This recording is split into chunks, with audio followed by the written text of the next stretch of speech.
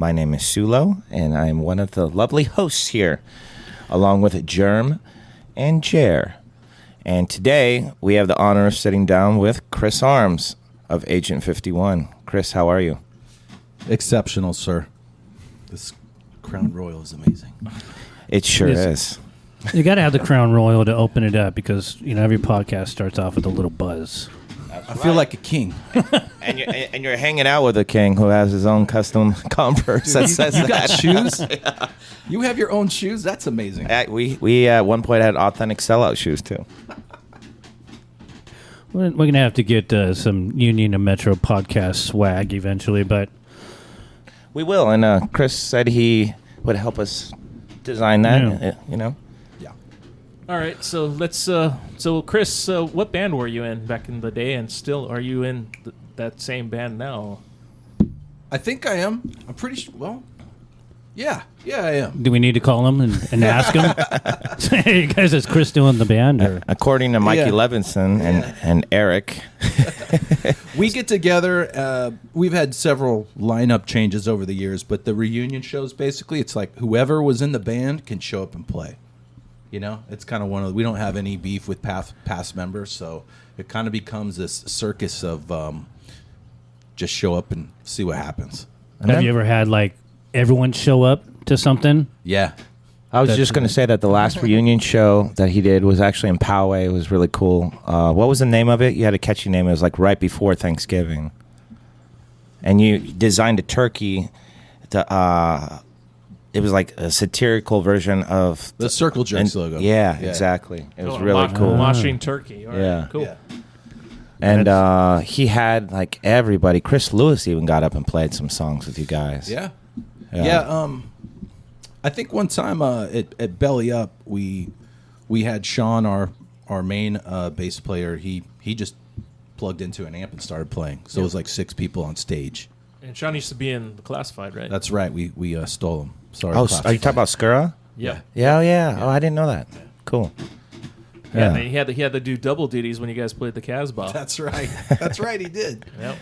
Oh, yeah. That was the last time I seen you guys, and that was the first time I seen Jeremy in years. So That's when we actually started, for one, just going there was going to be weird anyways because it's right down the street from my house. You were at that show? Yeah. Oh, I didn't know that. Okay. Yeah. Every band called me out. I was over there in Otis's spot, Oh, yeah, Fluff, yeah. And shout out to Fluff. And V and I were just sitting there, and it was crazy because of the whole concept and everything that it was done. I was kind of nervous about going because I hadn't been anywhere in freaking forever. So going and knowing that all the bands that were playing, you guys and Classified and Swindle, is like, all right, if I'm going to go out to anything, and Rob's doing the show, right? It was Rob's show. Yeah, we have even bought a couple T-shirts. So. And the Rob he's referencing is Rob from Alphabet Records, who was one of the few that actually did a DIY label here in San Diego. And as a kid in high school. Yeah. And put out Agent 51's, was it your first record? Yeah, he funded the first record. Gosh, I think it cost us we did it in 2 days. Cost us maybe a couple grand. Right. No metronome, no nothing. Just press record and here we go. And that's the Red Alert album? Yeah. And Don Lithgow did that album, right? Yep. R.I.P. Rest in peace. Shout out to Don Lithgow. He just passed away a few months ago. And Don Lithgow also did Blink-182's first 2 albums. Oh, really? Cheshire Cat and Dude Ranch. He recorded it? Yeah. Yeah, because I know O produced the first Blink album. Shit, I didn't even know that. Which was Cheshire Cat. I was just not in the loop. He was the engineer. I was hiding out backstage, telling people to get out of my backstage. and then if we're gonna throw Blink history down, Jerry Finn was the guy that produced the Dude Ranch, and then I think the last, not the last ones, but 2 other ones, and he passed away. Oh. And Jerry's from my neighborhood, Oxnard. He was actually in a nardcore band called False Confessions. Just a Did you little say trivia. Nardcore or hardcore? Nardcore. Nardcore. Yeah. Now, what is nardcore? Well, Nardcore is bands from the late 70s, early 80s, punk bands like Aggression, Stalag 13, Ill Repute, Dr. No, RKL. So basically, all the stickers and the ads you'd see in the back of a Thrasher magazine growing up, right? Yes. Pretty much. Yeah. Yeah. Yeah. And actually, one of Jerem's first shows that he booked at Soma downtown was with Tony from Ill Repute. Yep. So, and Tony hooked me up with that show. and also the Grim, which is also from Oxnard, an hardcore band. Nice. And And Offspring. brought in the Offspring. Isn't 7 Seconds considered an hardcore band? Or are they more hardcore? I consider more like an OC band back then. Yeah. Nardcore was kind of everything. All the lines back then were kind of blurry. So let's get this straight. Nard is Oxnard. Ah, gotcha. Yeah. Okay. I never knew So- where that definition really came from, but now that makes a lot more sense. So Yeah. the bands that were coming from Oxnard, which were mainly signed to Mystic Records, a guy named Doug Moody, and then also BYO, Better Youth Organization, which is the BYO Stern put Brothers. out a lot of good records. They put out some of the Nardcore bands as well. Yeah. Okay. There was a lot of division back then. So, even like to this day, I consider San Diego, as far as the music scene's considered, we're like the bastard child of LA because we didn't have we had all the same things. We had all the punk bands. We had all the glam bands. We had all the rock bands and everything, but we were never considered, we were always like second to them. Bands would go to LA and then they would skip and then we go down to Tijuana. And even back when I was doing Metro. I mean, not Metro. When I was doing Union, they would skip over us.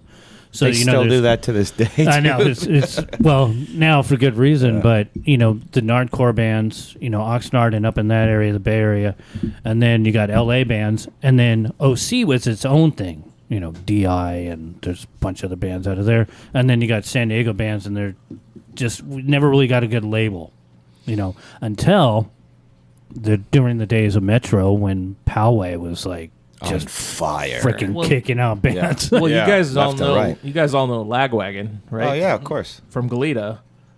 They were actually that band is mainly consisting of members of RKL, Rich Kids on LSD. Oh really? Wow. So, which was an hardcore band as well. I love RKL. Such And- a Oh, rad yeah, band. yeah. Such a and then rad you band. it came from Slimy Valley, which is Simi Valley. You had you had 10-foot 10-foot pole, or 10-foot pole, actually they yeah. were originally Scared Straight, and then it was 10-foot pole, and then it became Pulley, and that's what Scott Radinsky is. Oh really? Still I didn't know singing. that was Pulley was an offshoot of 10-foot pole. Oh yeah, I never knew that. yep.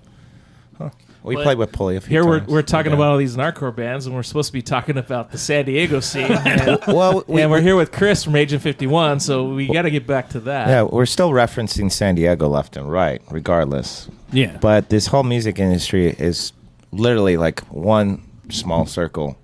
Everyone kind of knows each other, and there's a 6 degree of separation either which way.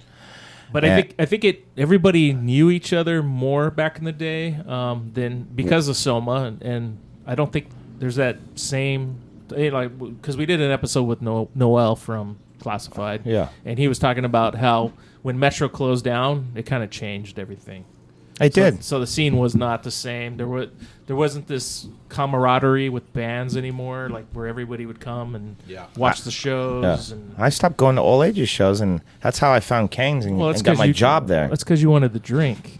Oh, no, I didn't really care about that. I cared more about the music, and I still I do to hear this you. day. I hear you. That's just a nice added Yeah. bonus to enjoy a cocktail or a beer when you're watching a band. Yeah. But I find it's funny the That- one time that I did drink, because as anyone that knows, I got my 12-pack of Coors Light as soon as we're starting to, close down the club. And plenty of people have been to my old place, and, I can put them down. One time I did drink, and it was a $1.09 show. I forget what reason it was, and it was at Metro. I cannot do that ever again. Even to this day, I cannot drink. I was so out of it. I just wanted to hang out and have fun, and I took off my getting work done face, and I put on we're at my house, let's party, let's let's fuck some shit up. So- and it's so bad. it is, and it just reminded me of when I was running Jumping Turtle. So in my era, I was a Soma kid, and I just want to tell everybody, for all of those that don't know, is that's when I discovered what I wanted to do for the rest of my life. I wanted to not only be in a band. First memorable band I really saw was your band, Chris. I remember seeing you guys take the main stage in your suits and glasses, and that drum roll and intro riff to Red Alert. Just, I was like, this is the raddest shit I've ever seen. And we ripped that off from Nirvana, but everyone's ripping off each other. I think Tom Petty said it the best. Everyone has their heroes. But I don't remember Nirvana wearing suits other than one other music video. That's true, yeah. Yeah. Oh, you talk about the suits. I thought you meant the riff. No, the drum roll we ripped off from Nirvana. That too. So what made you guys figure you guys wanted to be in like a stage costume? You know, that was really Greg's idea. Greg was the kind of visual guy for the band. He was into Star Wars. He was into, what's the other movie? Men in Black. And the Untouchables. Yeah, to give him credit, like Untouchables, he There you came go. up with the name Reservoir Agent 51. Dogs. Yeah, Yeah, because Yes, I don't Reservoir think the Dogs. first Men in Black had come out when you guys formed Agent Yeah. 51 in that concept. yeah. It was basically, to give him credit, it was his idea to call the band Agent 51. Before that, we were Area 51 after the famous alien that's right. base out in Okay. Nevada. Yeah. But we knew that there was going to be some kind of copyright issue eventually. Or the actual real Men in Black would come hunt you down. Yeah. But we figured, you know what, the second wave of punk rock was hitting, and we knew we had to find some way to stand out without looking too gimmicky. Right. And to extent, maybe it worked. I don't know. Honestly, it made a lasting impression on myself, and I've never seen another band other than maybe the Creepy Creeps do some kind of themed thing consistently. Well, Jerem and I were talking about how many, At least in San Diego. how many bands that wore suits that played Metro, and we could only come up with maybe 4 bands. Yeah. But you guys were the only local band that did That's that. what I mean. Yeah, I think Hagfish wore suits, right? Yeah. Yes. Hagfish, the Boss Tones. Yeah. We were actually Cherry literally Poppin' Daddies. Yeah. Yeah. With the ska bands, they would have more of the suit and tie, the proper Rude Boy. yeah. But as far as coming out of Poway and at that time of movers and shakers, it worked well for you guys because it was a distinguishing mark.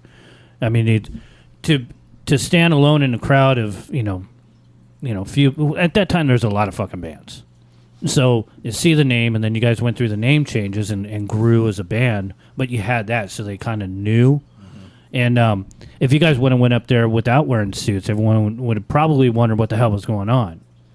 Yeah. But it just worked. And the thing is, if you don't pull something off and you're just trying to hag it along and drag it along, people are going to know, and they're going to call you on it. Especially in our scene, they're going to call bullshit. Yeah, you can't go up there 98%. You definitely got to go up there all the way, even if you hit a wrong note or something. You have to make it look like that was the note you meant to hit, right? Yeah, So- and you guys pulled it off. Thank you. Definitely. So, it was a lot of fun. So do you remember your first show at Metro? Let's see. Yeah, actually I do. Who was on that bill? Maybe even Kill Me Kate was on the bill. I don't remember who exactly was on the bill. I but think they were. yeah, we were. I remember we were opening. We got maybe a 20-minute set. Yeah. We showed up early because if you pissed off Jerm, like that's it. Like our whole thing was like, don't piss off Jeremy. Get there on time. Show up for sound check. Gee, I've never heard anyone reference that before. Don't. Hey, I'm I'm a nice guy. I'm very mellow, easygoing. No, you were always mellow, but we knew like you were. You ran a were tight the, ship. You Yeah. were the Yeah. litmus test of like, does a Uh-huh. band have what it takes to play this venue, and can they be Yeah. relied upon to show up on time, go to sound check, and like play a rad show, maybe bring in some people. And so we always kept that in mind when we showed up, just to make sure that we had our integrity in check. Yeah, I mean, if you're going to go up there and you're going to put yourself out in front of all those people, the whole idea is, you got to start from somewhere. But if you start without any direction and you just, flying by the seat of your pants like a lot of these other clubs, dude, I was invested in everyone. I put in all the work. I put my name on the line each time, each show. A lot of it might have been self-induced, but then some of it was from the powers from above that made sure if I fucked up, I heard about it. And anyone else around me would hear about it. Anyone in neighboring towns would probably hear about it because the voice was very loud. And But, you know, that was the way that we were establishing a scene. I mean, we could just have a bunch of shows and, you know, just have people come and play. But if it's all fucked up and then the cops are showing up and things are getting broken up. So I just had my formula that worked, and you guys did your part, and that's, you know, that's how we grew the scene. Yeah. In fact, our second show, our drummer, love you, Eric, he thought the show was on a date that was the next day. Oh, I know this. And he ended up going to Disneyland. So within an 8-hour time span, we found another drummer to learn all our songs, and we're like, we're not letting Jeremy down. We're going to show up for the show and play it. That's And we punk rock. did, and the show was all right. You know, I'm not sure how good we did, but you know, Did I off. do my speech about, you know, you got to at least show up? Yeah, you Let did. your people You did. know. And you whipped us Gotta good, be man. professional. You whipped us good. So you guys played SummerSlam.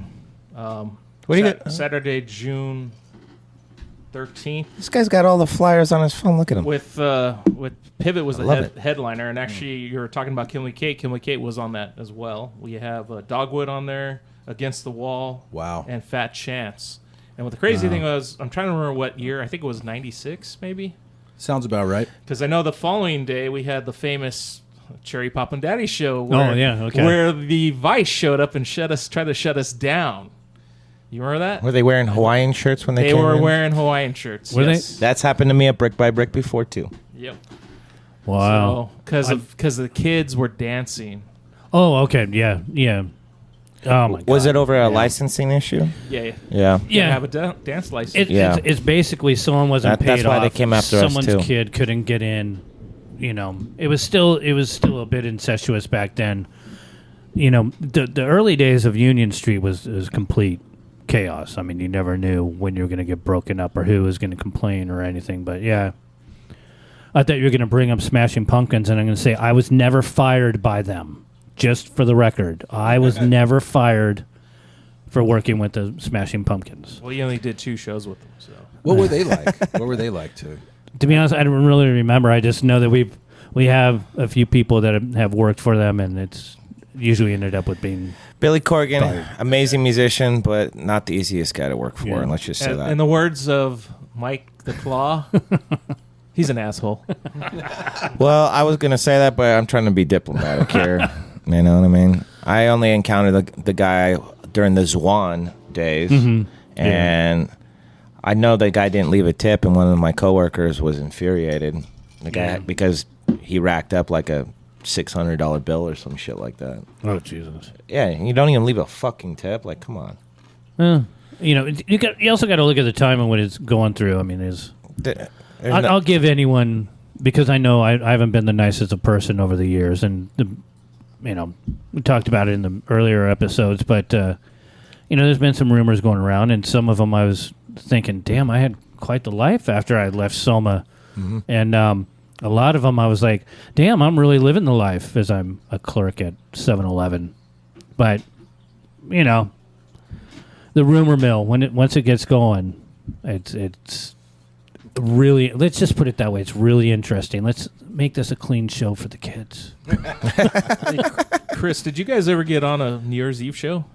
I don't think we did. That sucks. I thought for some reason we would have had you guys on one of those You know, shows. I don't think we really drew more than 50 people during and- the Soma era. We were just kind of getting started. And here's one question that, speaking of the New Year's Eve shows, someone was just recently asking me how many total New Year's Eve shows has there been over the years, including like It started. present times, because I know they don't do them anymore. It started in '94. Because the first one I did was '95. Is that the sports arena? Or? Yeah, Sports Arena. They were always at Sports Arena, right? Yeah, What- because you guys weren't doing New Year's Eve shows until you got to Metro. Yeah, see, that I'm really going to rely on. Because audience. somebody told me there was a lineup and it was I guess 93 to 94. Because the first one I did, no, I take it back, 94 to 95. First one I did was 95 to 96. And then the last one I did was in 03 to 04. And after that, there was no more New Year's Eve shows. Yeah. So I did the last, when I left, the New Year's Eve show stopped. Do you know why? I don't have a clue. Maybe budgeting. Because again, I was gone. You were over there with weekend I quit. So I was actually working production for Pennywise. I think this was, what was it, House of Blues or Live? Was it before Live Nation? It was before Live Nation. Yeah. So House of Blues hired me to work Pennywise, which was the easiest gig ever because Pennywise keeps it real with their backline. It's just like an amp and a drum set. You know what I mean? Yeah. And I'll never forget that day. I was horrified with what happened, and I got to give you a lot of kudos and respect to you, Jerry. You took it very maturely. You handled it very well, and you worked the rest of your shift, and then you left, and then you put in your notice. Well, actually, I think Raw was the following day, and then there was because Raw was a metal band. Yeah. And then I think it was Leader Kenny. Is that when you officially left? So I officially left on this. We had a show. We had 3 shows lined up that weekend. So I did 2 of them, and I just got tired of everything. And then I was working every day.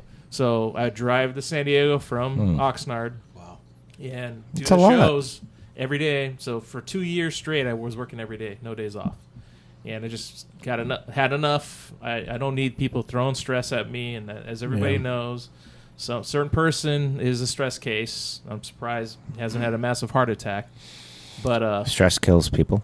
That's one thing I wanted to ask you guys, just about all you've been through, all the experiences you've been through. Like when you weighed, like you said, the stress versus like the stories. Like I'm sure there's lots of really high highs and maybe some low lows. Oh, like, yeah, when you really weigh it out in the end, like where do you end up at? well, I wouldn't do anything over, to be honest with you. Yeah, same here. I'm glad that was a big chunk of my life. You know, Yeah. it was like good times, and it led to other things. You know, I was out on the road with a couple other big bands and did Ozfest. Was hanging out with Ozzy Osbourne. That's cool. If it wasn't for Jerome, who actually was the original person that hired me, and actually Jay Edwards from Spaz Boys, the guy that brought me down to Soma to meet Jerome. Of course, Yeah. I was a patron. I was going over there and seeing shows. I saw several shows at Union, and he was like, "Yeah, we could use help," and I started. Could always use help. And for me, it was Always. like I didn't even care if I got paid. It was just to be backstage, hanging with the bands that I love.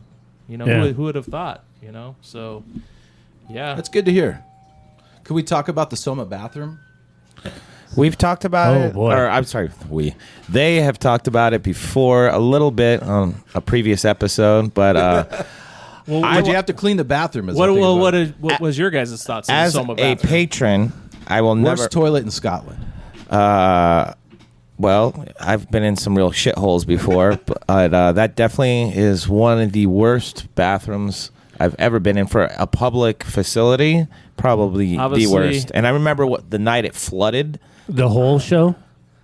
Obviously, Courtney you Love, guys Hole. never been to CBGB's. I can't remember exactly what show it was because I I have been think to I was pretty CBGB's, stoned that yes. night. That's But, the worst. Yeah, there's well, just to clarify, I'm the one that had to paint them. I would replace toilets. They were really fucking clean before the show. Well, Really fucking clean. I don't doubt because that at I all. would throw disinfectant around like it was like I was champagning a victory. And here's the thing. I know exactly what he's talking about because when we started show up brick by brick, completely cleaning. And here is the kicker. You would think the men's would be more thrashed. It's Always the the women's. women's. Oh, yeah, Always the the women's. Flushing tampons down the toilet. And that's Oh, what yeah. clogs the creating, toilets up. creating floods. Liquor bottles. Yeah.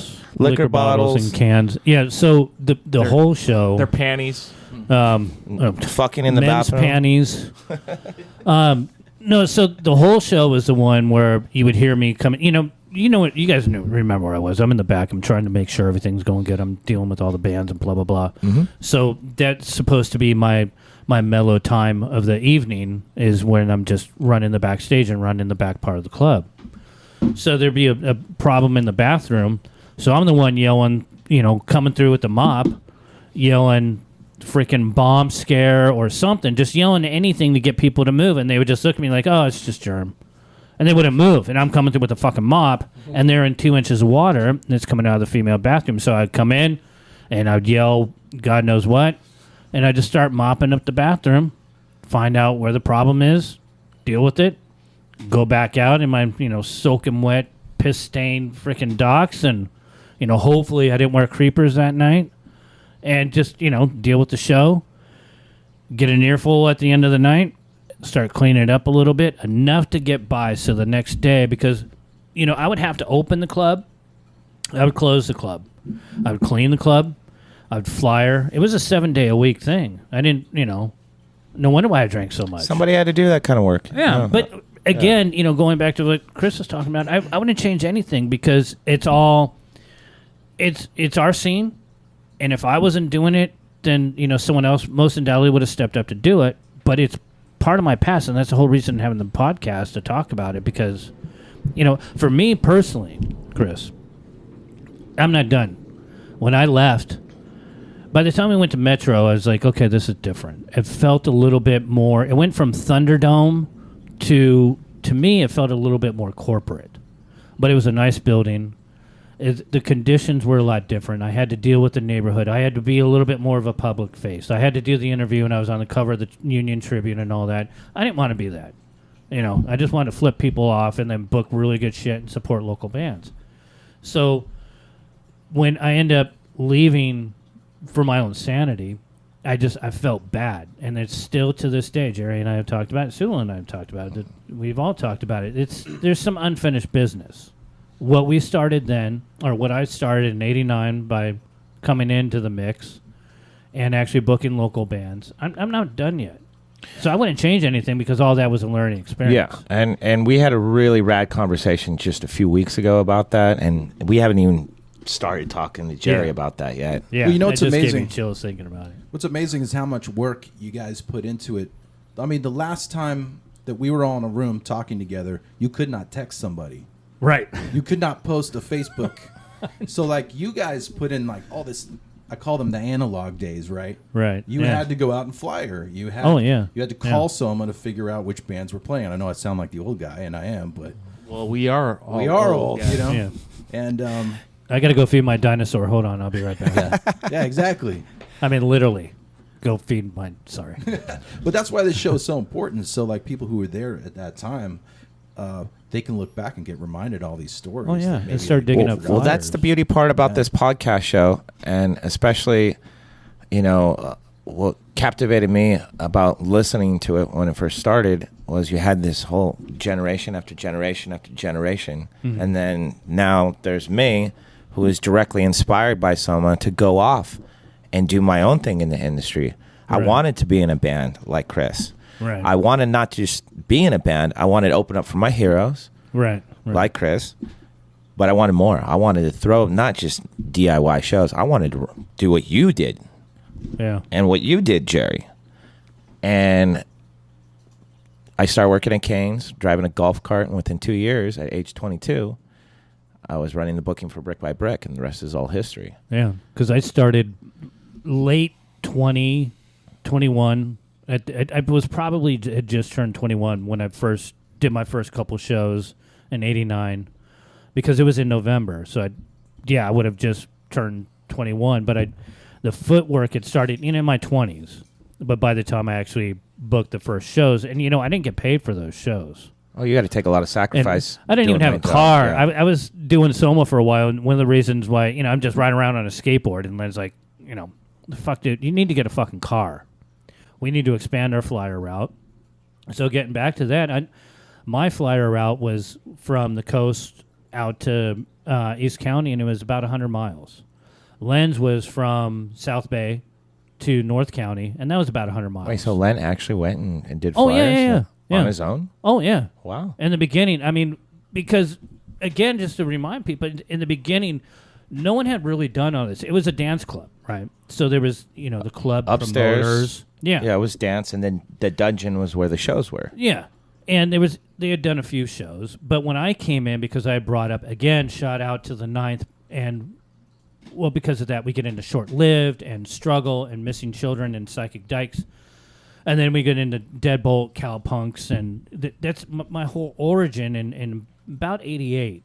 So by the time I was doing this, it's because, I said, well, I can get the 9th.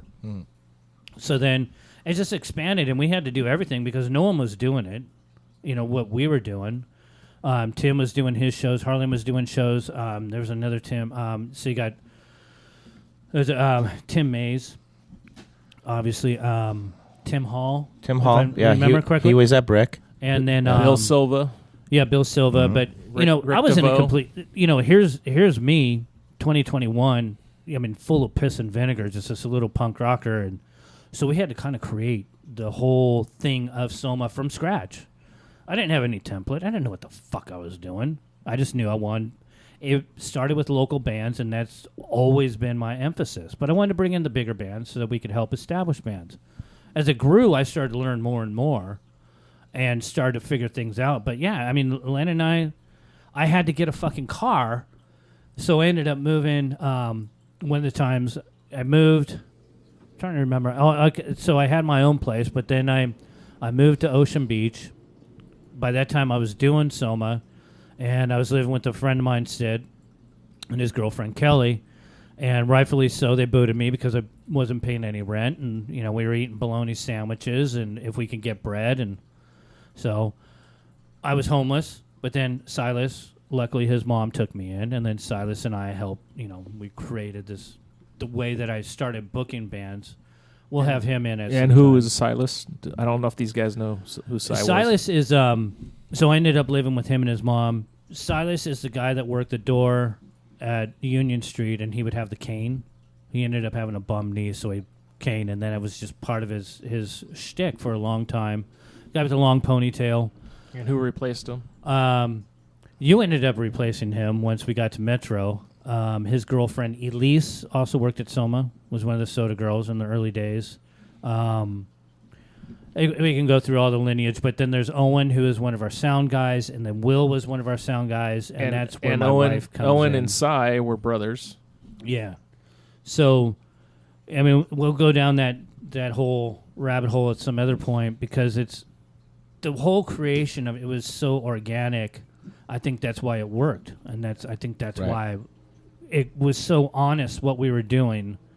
And I kind of, yes, Len was there, but realistically, as anyone that knows me, I kind of had my own thing, and I took direction.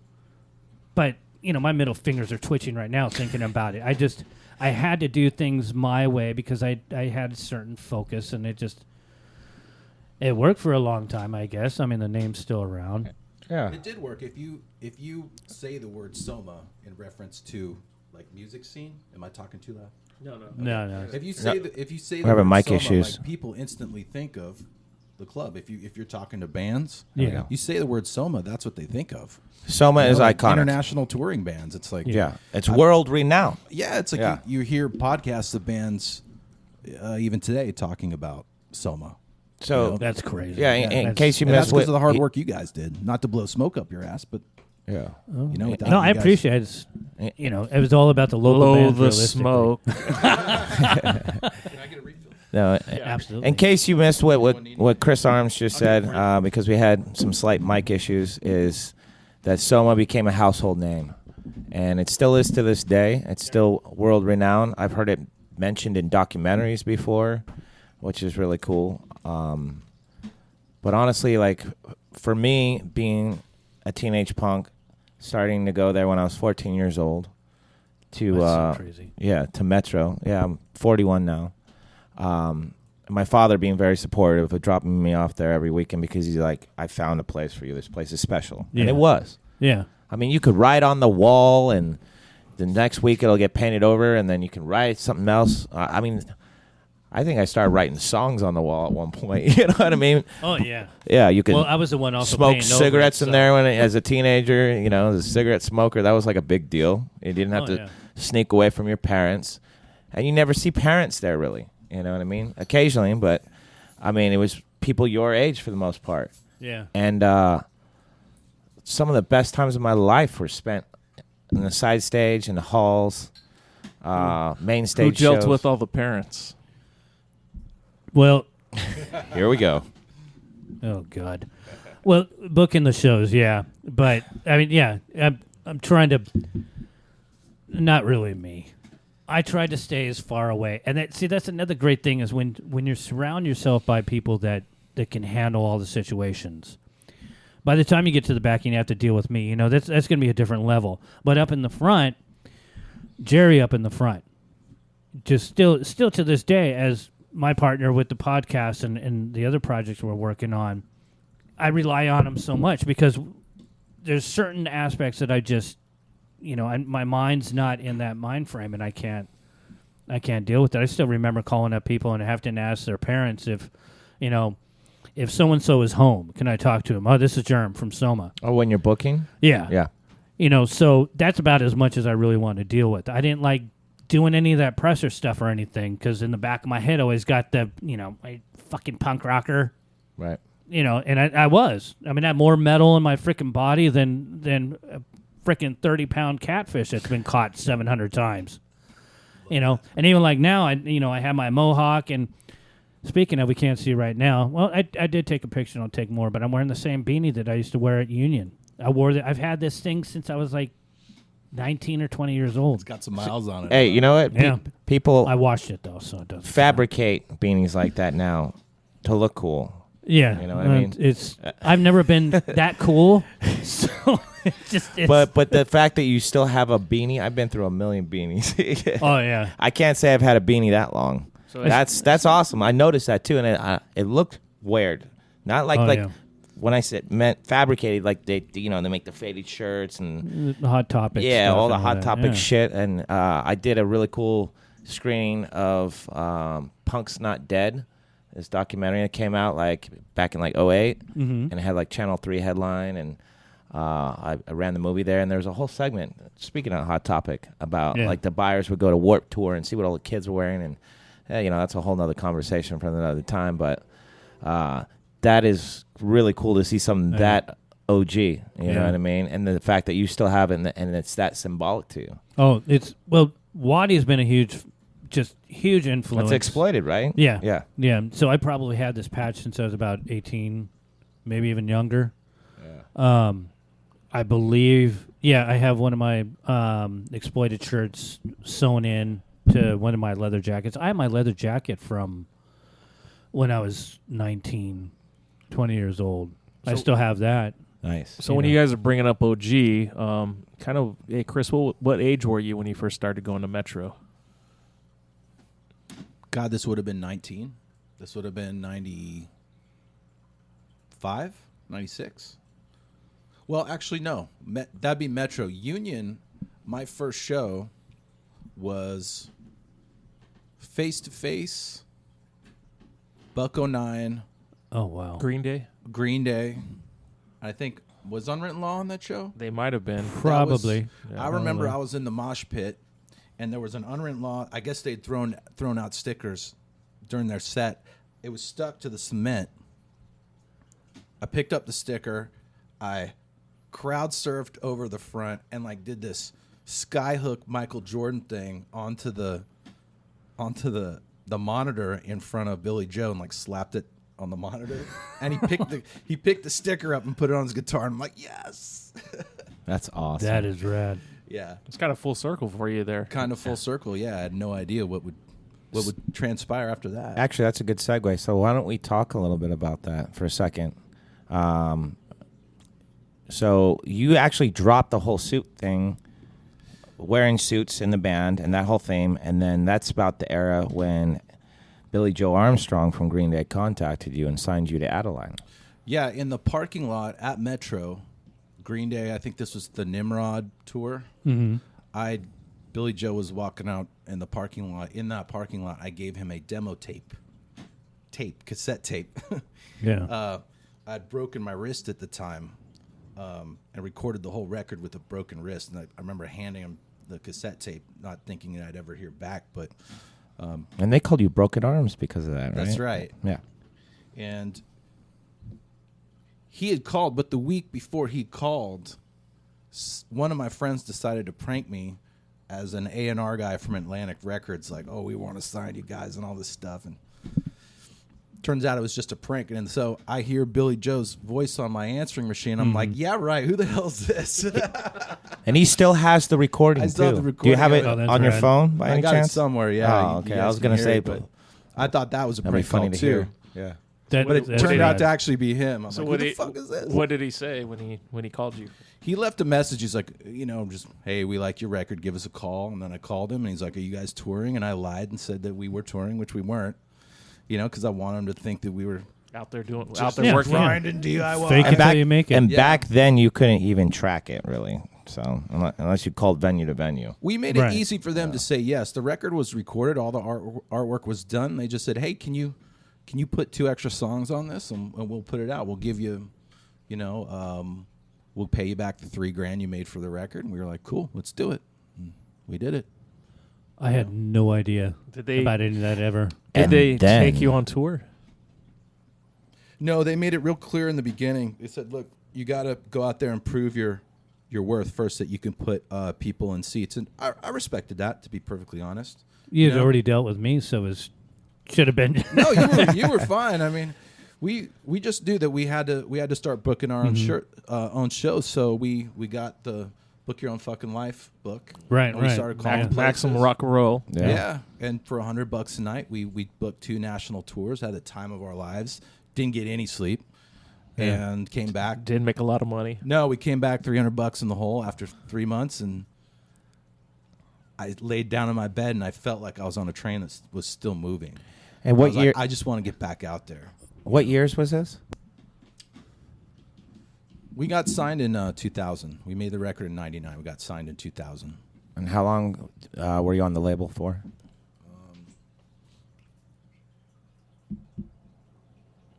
Let's see. 2 years? Okay. Yeah. So what ended that whole relationship? The relationship never really ended. I mean, they offered us a specific budget for the 3rd record, and Surf Dog said, we're going to triple, quadruple that. And so you you had another offer on the table. so we had another offer on the table, which leads into a whole nother story. But they weren't hurt about it or anything. They understand. We just wanted to make a record that had some sonic. And when I first got to know you, I remember I was working at Kane's, and I had already heard that you had been signed. This is back in 2000. And I remember you walked right past my golf cart, and I stopped you, and I was like, Chris, congratulations, dude. I heard you got signed to Billy Joe Armstrong's label. And you were so stoked. I'll never forget like the image of like how happy you were. It's like that moment, like, hey, I fucking made it. Yeah, on a crazy kind of philosophical kind of pseudo level. Like I had a dream that it was going to happen. I had a dream I was at the Metro location, and we were all hanging out, and I couldn't explain it at the time, but it did actually happen. I don't know how. See, So, dreams. it's just a cool story to tell. I got nothing really to show for it, but I mean, we all have these got, stories, right? You got history. That's the thing, you know. Dreams were born at Soma. It's like I tell. Like seriously, dreams were born at Soma. Tell a lot of my friends the stories we're telling right now. Yeah, and we're still sitting here telling stories about. I tell a lot of my friends that are actually pretty well known national act, bands, and sometimes they complain, and everybody has their problems in life, and it's like, dude, how many people would want to be in your position? Right. You're out touring, you're doing what you wanted to do. The whole reason you started a band. You're out playing and you're meeting all these people and you're experiencing things that most of us don't. So yeah, it's crazy. Like we were talking earlier about how you have this image in mind of the people that you idolize, and then you meet them, and you, like we said, you come full circle from slapping this sticker on a guy's guitar. Next thing you know, you're getting signed by the guy that put the sticker on the guitar, and then you're in his living room as the first plane hits the World Trade Center. That's crazy. That was a surreal moment. Wow. Yeah. But, look at me, man. I looked up to you back then, and I can't even imagine how many kids looked up to you guys. You guys were, and to this day, still one of the most iconic bands to ever come out of San Diego for the whole punk scene, in my eyes. I appreciate that. I mean, we were a little late to the party, but we did our best. Hey, but you showed up.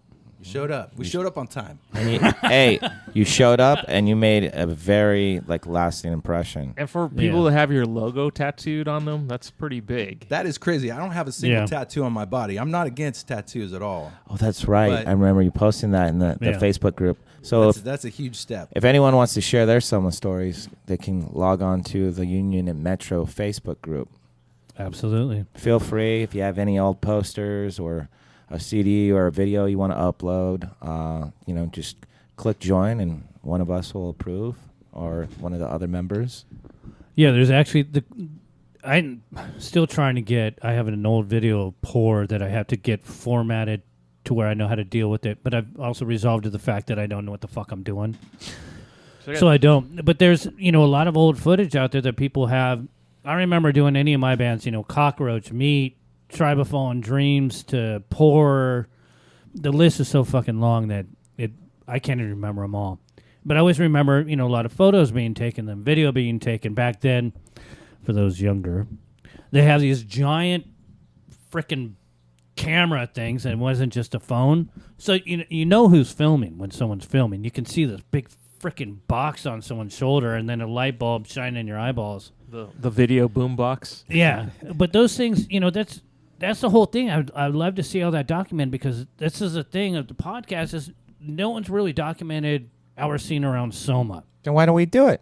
That's what the whole we're reason doing. why we're doing it. No, I mean, why don't we do a video need to- documentary? Who says we can't do that too? That and a book. Did you guys keep I think a journal? book is a great idea. Did you guys keep a journal at all? When you Both came of us home? had journals. That's awesome. This I guy have it is like the somewhere. historian. He's got all this archive stuff, and same with you too. I have Yeah. it. I think it's in the attic, but But we need to get somebody to get out to the reader to pull all the Union and Metro all of our adverts. the ads I so got- we can find out the years. My old reader rep has been working there probably 30 years Get now. in contact with them. Get them to. I get will. us I'll all reach that. out to Todd. Okay. Patrick Todd, was we supposed to do need that. it. Haley. Shout out Yeah. to Todd Westfall. Love you, dude. Yeah. So I was gonna ask Chris two questions here. So what was the most memorable show you played, and what was the most memorable show you went to, at either Union or Metro? And what were Of course, you wearing? didn't play at Union, right? You just played at No. Metro. The most memorable show, for some reason, the first show that pops into my mind, a band called Brainiac was playing, Metro. Yep. And I think it was with Buck-O-Nine, or maybe Assorted Jelly, one of those bands. Wait, you were going to say assorted jelly beans? Yeah. Yeah, Yeah. and I don't know if Buck-O-Nine opened, but they were throwing like Jolly Ranchers and stuff out. And I know jelly that show you're beans and talking candy about. and stuff. And Brainiac was like so hated. Oh yeah. that Yeah. people yeah. took the candy off the floor and they just bombarded them like this tsunami wave of candy, just endless. Why do you think And they were so hated? Was it people think they suck, or That wasn't what they wanted to hear. yeah, Yeah, I guess maybe it wasn't a fit for the mismatched show, but booking, or yeah, that's for some Well, reason. that was the problem with some of those shows that would come through, because it'd be a package deal. yeah. I tried to, when we get back into talking about how Silas and I used to sit there and we would listen to demo tapes, and we would try to, there was a whole science to booking shows. But some of those billings that came through, if an outsider did it especially, they would just, throw a bunch of people together. They would usually put the not so formulated well band, putting it nice. The band that doesn't fit the fucking bill. Let's just call it what it is. They would put them as the opener, but sometimes, the crowd just did not like them. Right. And, because you have to do a formula to make these shows work. I played shows like that in L.A. That's why the pay-to-play promoters, when they try to invade San Diego, I'd only work with one promoter, and it was Sean Healy. He always did good business because he actually cared and thought about like what music he's putting on the same bill together. Yeah. He's not just slapping together a jazz band with a freaking punk rock band. That does not make any sense. That's why I never booked Jewel, because I'm like, what the hell am I going to book her with? Yeah. So you didn't answer one Oh, of the other questions. Oh yeah, we kind of Okay. sidestepped that. Sorry, Chris. So the most memorable show, the first one that sticks out in my mind, was the very, very first show I ever played at Soma. And I got thrown into the fire. It was my first band called Open Fast. And we knew Unwritten Law. And Rob Brewer hooked us up somehow and said a kind word to either you or Len. And our first show was a main stage show. Really? So, we're 6 months into being a band, and they're like, okay, you're going to open the main stage. Right. And we got put on the bill. We open. Then directly after us was a band called Korn from Bakersfield. Some band called Korn from Bakersfield. That's weird. I've never heard of that band. A band called Sam Black Church Korn, from huh? Boston. Oh, yes. Yeah. Okay, sorry. And That got Clutch me was excited. headlining. Yeah. Clutch. We had no Yeah. business being on that bill at all, and no one seemed to mind. I mean, we were like this fast punk rock band, garage punk rock band, and I think we screwed up a couple times. We threw some. We played a song called "I Hate Hippies" and threw some hippie dummy into the crowd. I think someone died of a heroin overdose that night. Oh shit. John Davis puked on the side of the stage after his bagpipe solo. Yeah. We didn't know who Korn was. They were just another band on the bill. But What year was this? Well, nobody would've- knew who they were. this would have been 95, 96. It was I sold think. out, I wasn't think, it? I think it was 94. Maybe 94. Yeah, Yeah, I remember 94. that show. I went to that show and it was sold out and I couldn't get in. Oh. Yeah. And so I had to lie to my dad It's funny because because I went off and did I something think- else. But anyways, I think that was the only show that Clutch ever headlined at Soma. Yeah. Because as- after as far that, as I they remember. opened for bands. Right. Because I know they opened for Slayer, and I think they opened for Tool once. funny Could be thing wrong. about Clutch Okay. is Lee, who runs the sound and tour manages Clutch, started off at Brick by Brick as a sound guy. It was his favorite band ever. And Really? Then when Clutch first came through Brick by Brick, the first time with Lee working there, Right. he, tried to do everything he could to impress them, and it worked. And he's still working with them to this day. It's been like 20-something wow. years. Yeah. Yeah, it's pretty incredible. 1 second while Jerm answers the doorbell. That might be our next guest. It's Jay. And sure enough, it is. So, do we need to hash more stuff out on here, or I think we're is good. everybody good? Chris? I'm down to talk as long as you want or as little as you want. Where are we at time-wise? We're 51 minutes and 50 seconds. Yeah, we should probably cut it. almost an Yeah. hour. So this would be episode 16 with Chris Arms from Agent 51. Thank you for coming out, Thanks for having me, guys. and it's always good to rehash these stories. So long live music. That's Absolutely. right. Thanks, Long Chris. live music. Thanks, guys. I'd love to come back someday. Absolutely. Sooner than later. Hell yeah. Yeah, we could go another